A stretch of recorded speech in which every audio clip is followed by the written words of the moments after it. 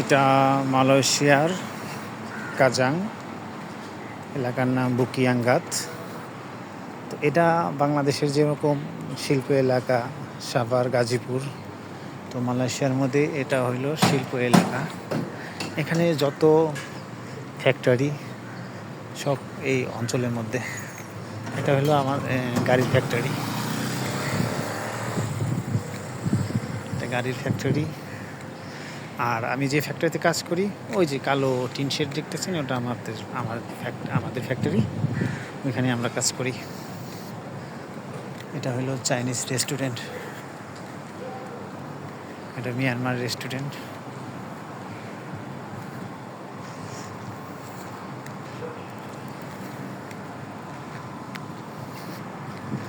এটা graph Malaysia, আমাদের বাংলাদেশে যেরকম দারাজ উবার, এরকম এটা গ্রাফ। এটাতে খাওয়ার থেকে শুরু করে সব কিছু আইটেম পাওয়া যায়।